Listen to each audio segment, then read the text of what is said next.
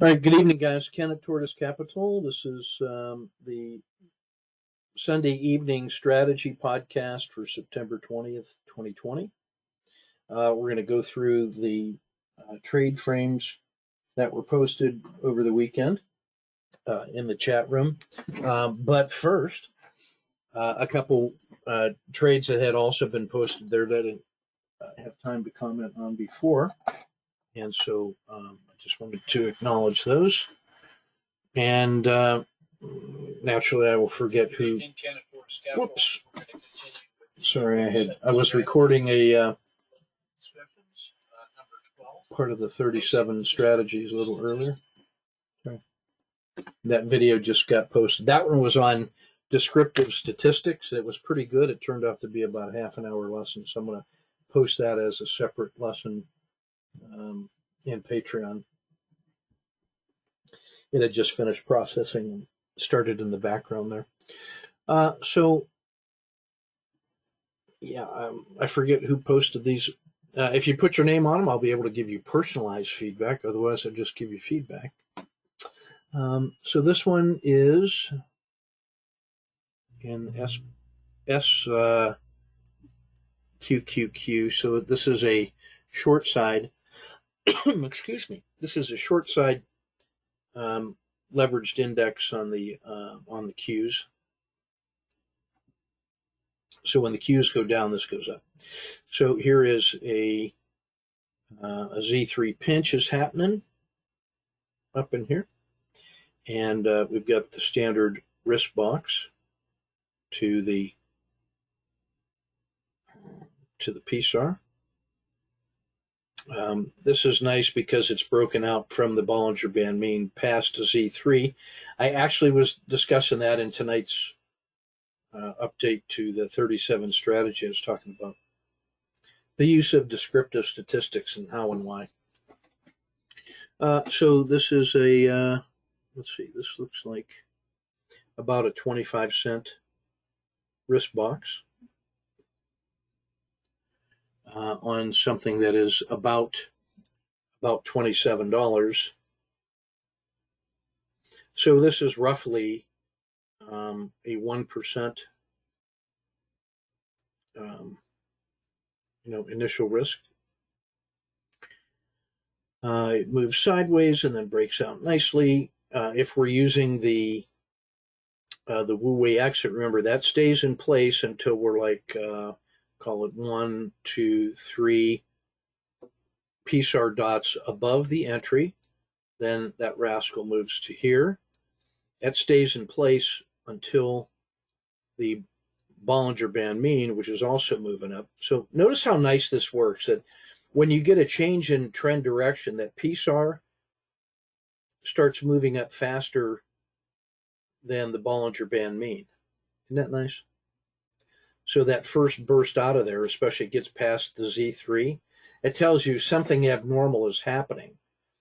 And here's where the PSAR flipped, right around in here. And notice how the RL270, which was basically flat, now is also starting to take off and move up. Nice.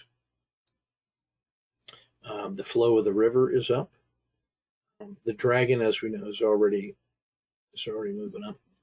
So the Wu Wei exit would be stable here until this thing has had a chance to prove itself. It had that initial burst, a consolidation area, and then instead of failing back to the Bollinger Band mean, instead it votes up.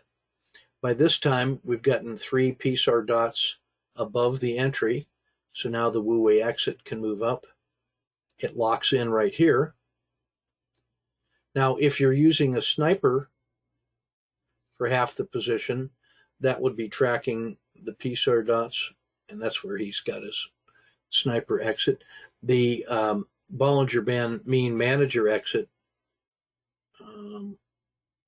would take this exit here, which is, if anything, slightly better than the sniper, but you get your money back faster here. So that's plus 1R. Now, again, notice the problem of having non-standard risk boxes. So here's a 25-cent box. This one, which I think is probably, that continuation looks a little premature to me. I don't know. Maybe that's, I'm not really, I wouldn't quarrel with that one. But this risk box,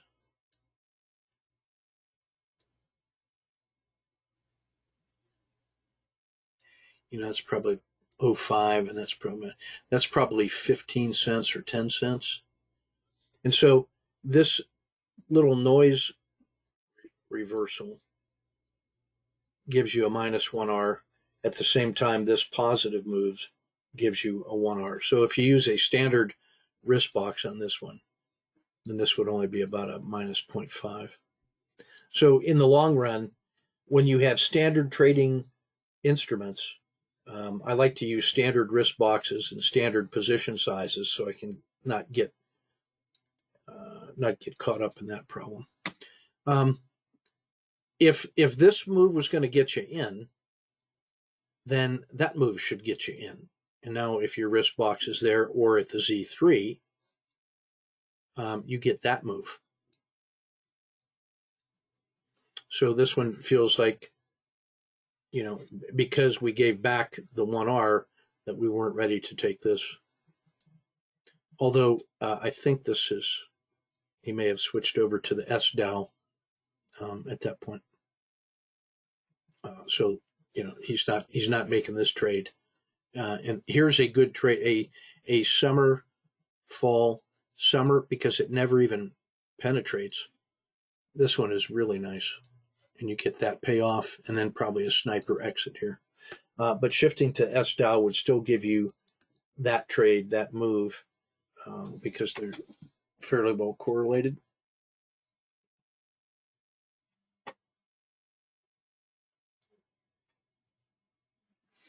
And yeah, here it is. So yeah, I guess that's a pretty good trade. So shifting over to the S Dow turns out to be a pretty good move.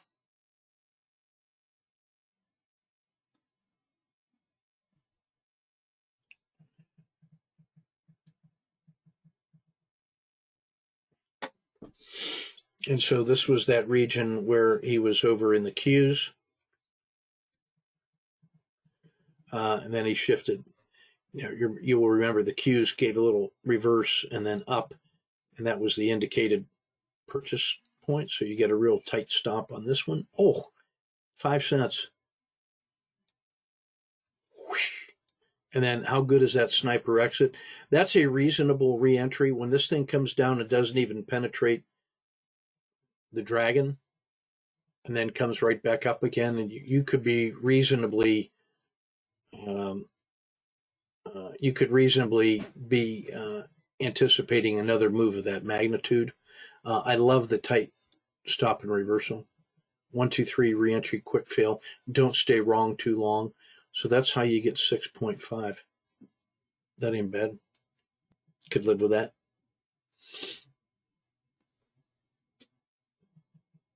All right, so let's look at some trade frames in here.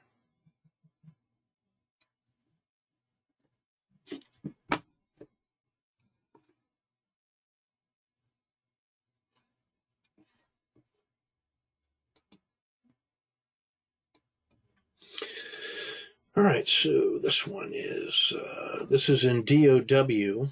So now we're back to the daily charts up in here. So Dow Chemical has been really strong, and the pullback that the rest of the market suffered, Dow Chemical has really already rebounded and is looking good. This was one of the strongest symbols in the Dow, and so this is probably Ken Hum has done a nice job of laying out the different size of moves for estimating his. Those are like templates for him in developing these strategies. So I like that Dow held above the skin of the dragon here, and the dragon is riding the Z1 where it's supposed to in a strongly trending symbol. So the fact that this thing only sold off this far to the edge of the dragon now says we got room to really go. But if it fails here and comes back to the Bollinger Band mean, which it could very easily do. Now the range stat is $1.89. Call that $2. So if it failed from 50.22, it could go to 48.22 in one day. So this is a move here, a 48.22 move. That's what a 1 day range stat looks like. And that would have, if that happens, he's ready to get one short, two, three positions he'll have short as this thing is collapsing, and adding a fourth position if it goes below the Bollinger Band mean. So when these things collapse and they evaporate, you can get some large moves down. Here's a large move down after a run up. But at the same time, after a slight pullback and go, look at the size of the possible moves that are available here. That was a move from $44.50, $3 to $47.50. That's this upward move. And this one was a pretty strong move. That was a $2.50 move. So if we get a breakout from here, like if the market responds to the oversold conditions, this one is an easy one to believe in because it's been so strong, and it was one of the 2 or 3 strongest in the Dow. So we've got a really nice critical state framed, and it's ideally positioned right on the edge of the dragon, which means that it's pulled back a significant measure to support. So nice frame. Well done. PBW is in a similar condition, if memory serves. Yeah, this one's just as nice. And PBW is the clean energy. I think this is, I think you're right, Ken. This is Pommel. He does good work too. And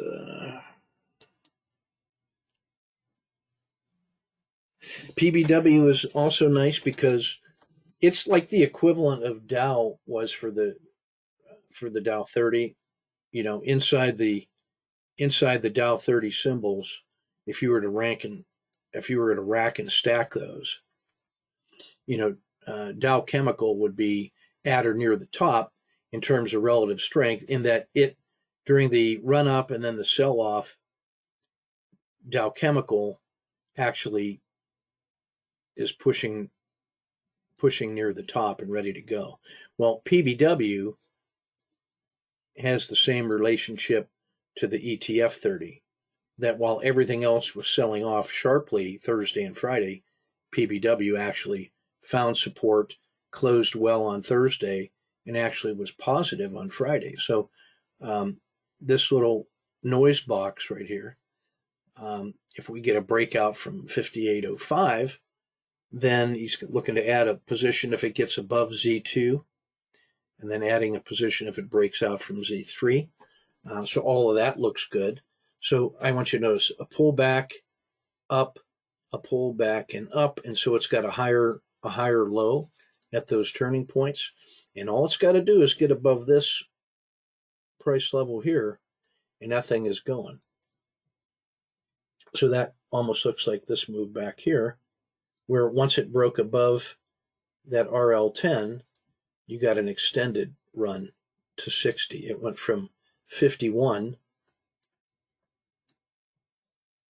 up to 60 in a nice, strong, structured move. All right. So PBW has good exposure to European green companies, and they are in the ascendance in the European markets. So that's a good one. On the downside, like anything, this thing is very liquid, and if it breaks here, it's going to test the dragon, and if those collapse, he gets a second position short here, a third position if the PSAR breaks, a fourth position if the Z2 breaks, and then the long-term fair value is, call it 47.5, and then that would be amazing trade. It's hard to see that one collapsing so much, because even, although, there was the last time it collapsed from this level, it went from 59, I take it all back, 59 to 50. which is a minus 18% in 1, 2, 3 days. So just because it's been strong doesn't mean it's going to last forever. So that's a nice trade in either direction. Critical state, larger than normal moves in shorter periods of time in either direction are possible, are more likely than otherwise. Yeah. So DIA, I like all of the U.S. indexes right now, but probably DIA more, just because there is genuine value in those large caps. And what we're doing is testing the support level at 274.63 here. It tested once, it had a nice move to 283, which was plus 9. Then it came back and tested again, and it moved to 284 from 274. So that was plus 10. And now it is pulled down once more and tested 274. So this is a critical state. So if it collapses here, then you can see that it comes back into these two regions pretty quickly. So he would have 1 and then 2 positions short, looking at a target at 268 and probably 266. And so if this does break, it drops pretty quickly. If this finds support, we could see that grind up for 2 or 3 days. And then he's got positions at the first position there. Second position, if it breaks, it looks like the 30 period. And then I would look at the PSAR break maybe rather than the dragon break. I'd maybe try to get an extra one here at 286 or 285.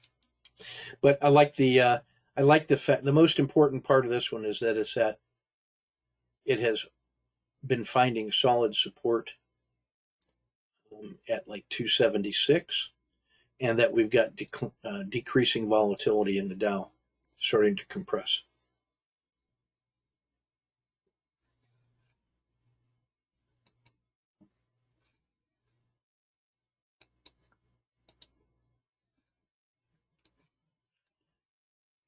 EWZ, even better, sideways quiet channel.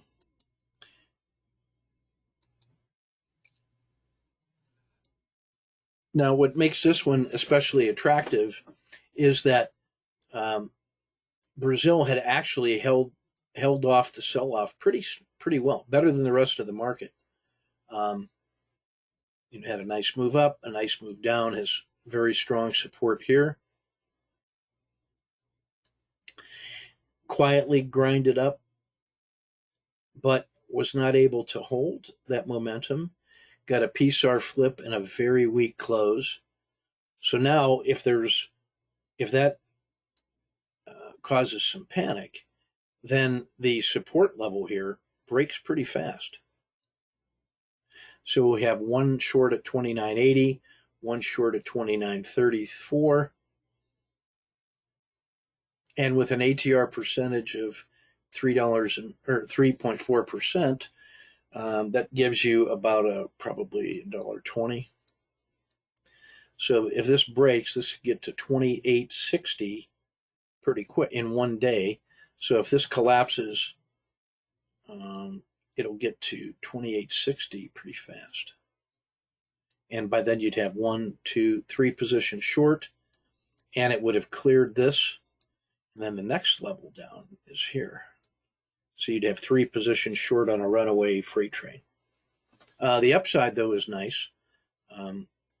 You will have a chance intraday to get some hybrid frog trades in the yellow zone, and then keep one as a swing trade, add a second one on a breakout above the PSAR and Z2, a third one on the breakout of Z3, and you'll be able to fund that with intraday hybrid frog trading if you're an adaptive trader. So good trade on a frog champion, good frame on a frog champion, I should say.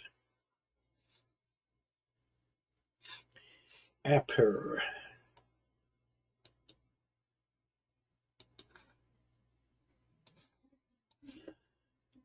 Perfect.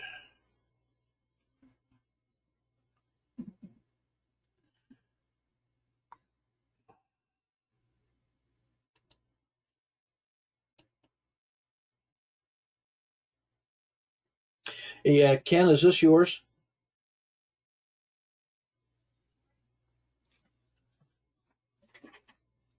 It looks like you're working. Oh, never mind.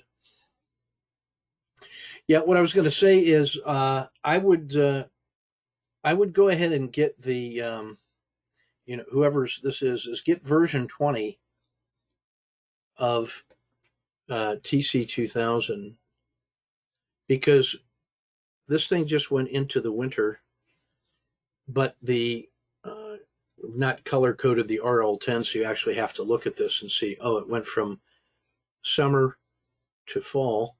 Look how nice the summer was from here to here. And when you color code that RL10, man, that really stands out. And then this transition into fall really stands out. And now the fact that it just broke into winter means that this sell off is even more interesting. So all of the gains that it made from here to here are now gone. And now this target is in range down here to 94. This is a good trade frame because you're piling on momentum. It breaks out of Z2, breaks through Z3, and you could get that move in one day when you take a look at the size of these moves in Apple. By the same token, Apple on sale at 106, it's off the peak from 140. So 106 over 140 is is like 2/7. And that's about a 25% sell off. I mean, seriously, here's Apple on sale for 25% off. And the last time it was at this price level, it did this. Now, times are a little different. It didn't break out to the upside from that consolidation area. In fact, it broke down. But this could be just, hey, we consolidated and now we're going to run the stops in order to really reverse and go, like some kind of morning hook, but on a swing. So this set of entries in here will let you build that position incrementally, and by the time it gets up here to 130, you would be in tall cotton right there. You'd be doing really well.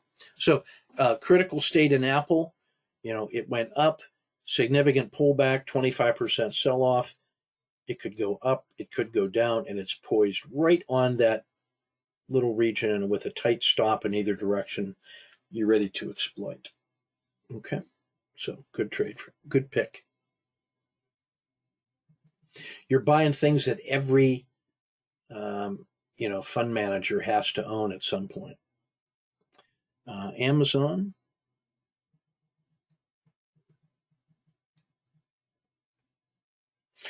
What I can't see on this one is the intention of second or third positions, unless I'm to infer that those are the cases. If so, make those green. Big range. So here was a tiny little doji. Now you can see the value of knowing the previous day's high or low. Here's one where it opened at the previous day's high, and then sold off intraday, tested the low, and then broke down sharply, and then rebounded sharply. So there was a nice room for intraday trading here in Amazon and the techs altogether.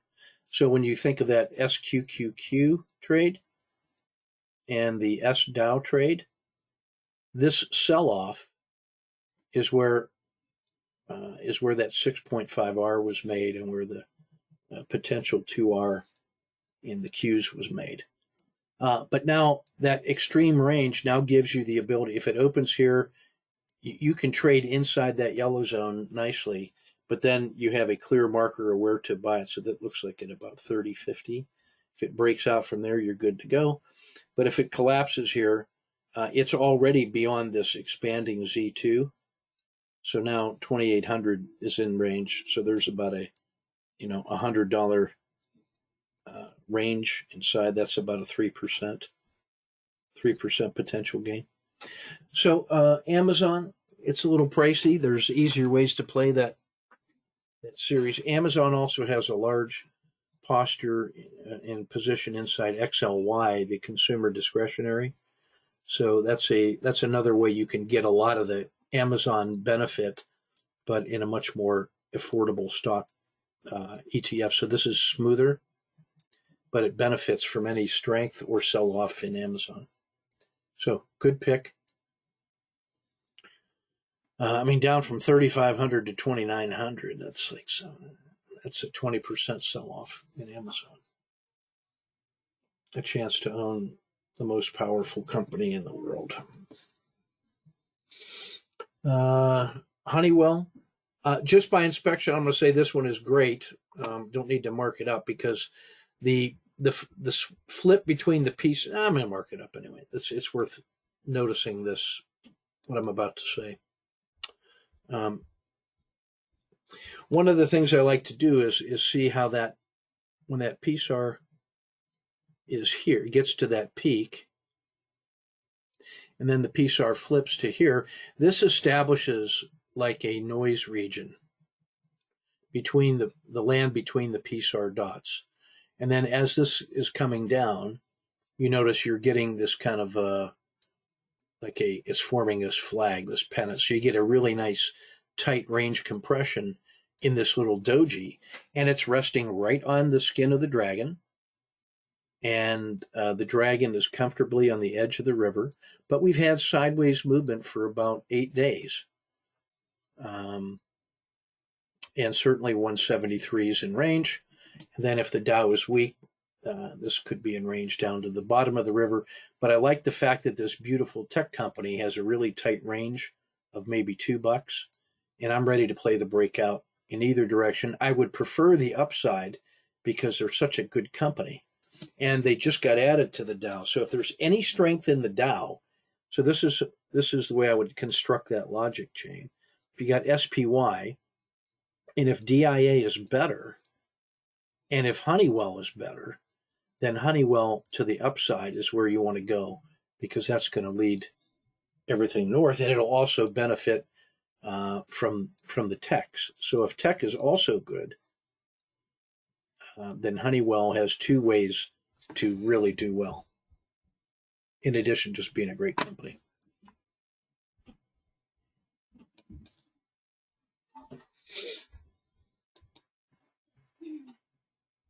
Twitter, this is the same trade as Honeywell, and I love the fact that it's got a nice tight doji in there and doesn't need further elaboration. Same strategy as Honeywell, and the same strategy in Tesla, only this one's Tesla, and the rebound is nicer and the sell-off was less. So I like it at 450 on that breakout, and you could see 500 in that one in one day.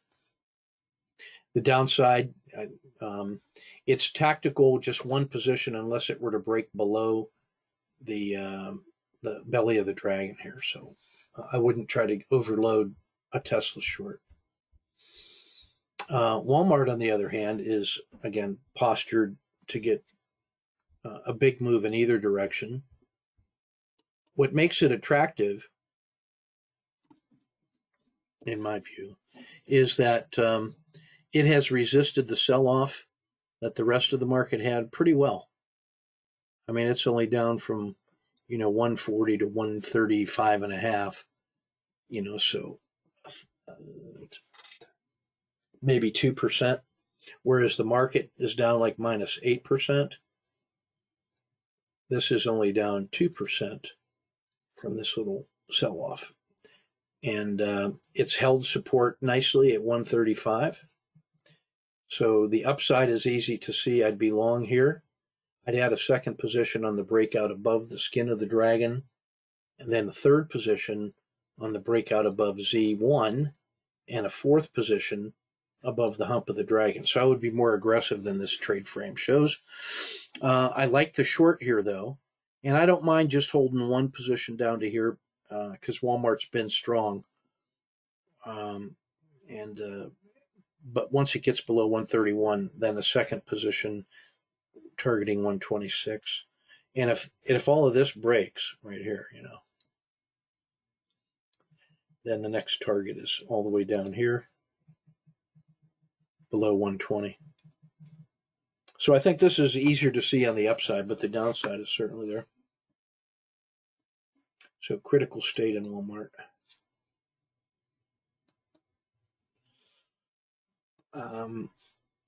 One of the reasons to pay attention to materials and all those metal companies. U.S. Steel, baby. This has been paying off intraday. Really nice long consolidation. So you can just see how strong the lid at $8 was. So when this thing broke through $8, which was above the PSAR flip, the original PSAR, and then the breakout above Z2 and above Z3, that's a move from 8, to about 9.25. So that's $1.20 on 8. That's about 15%. Again, I think it's important to notice this resistance as the gap here. That once it tried here, it couldn't, and then when it fell below, it's been struggling this whole period of time. But now it has broken out of no man's land, out of this long consolidation zone, and has had the first test of this gap area. It's good if it gets above about 9.8. But this is structured as a short. So if it fails, this is a bet that it comes back into this box, and then the target is here and then here. But I would also be prepared that if this thing gave me a hybrid frog to the upside, I would try to get a couple positions in intraday. And then if it broke above this, it could run up to 9.8 pretty nicely. I mean, XLB has been better than the other sector spiders. That's a long stretch to keep going, but I think that those last 2 days of unbelievable gains is either going to resolve to the downside or continuation to the upside. So that's a good critical state to be ready for.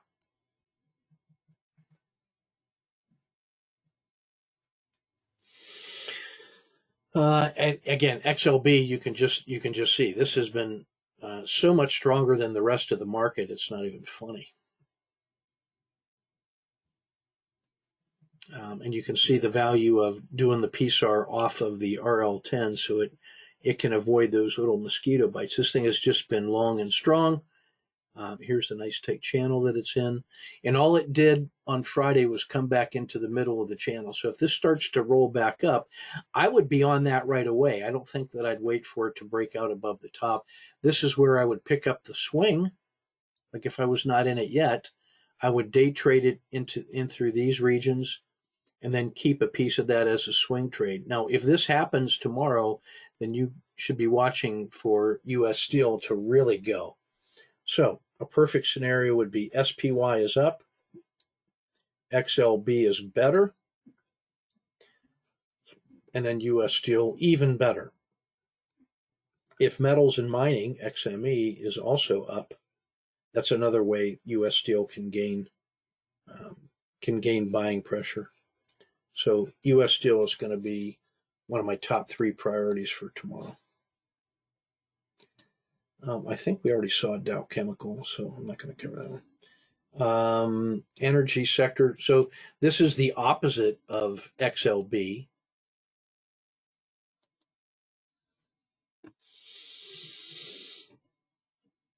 In many ways, this is the weakness in energy comes from low energy prices. And so the fact that energy has sold off so far may be a reason to attribute strength to XLB, maybe because XLB is benefiting from the lower cost of energy. There was one slight little rebound, but ended in a doji. So this is a nice tight frame ready to go in either direction. It has to get above 34.16 to break this PSAR slump. The downside is easier to see, but there was strength in U.S. oil or USO last couple of days, so this one will be tricky. So the ways to watch, the things that you're going to watch for this USO, XLE, and XOP especially. My preference would be to trade XOP because that's about 2 times the volatility of the energy sector, but it's very directional. So if XLE is up, XOP is up double good. So I would be ready to make that play.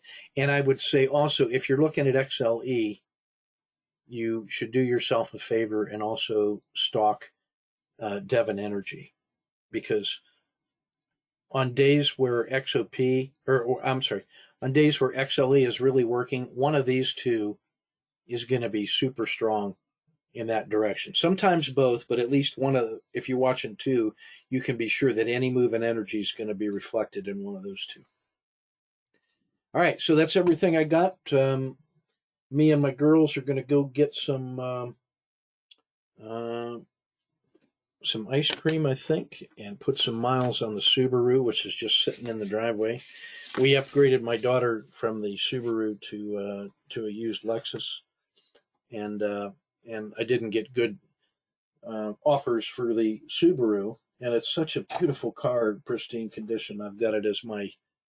I'm going to keep it. No, but I'm driving my Scion because it has all my soccer kit, and I like it.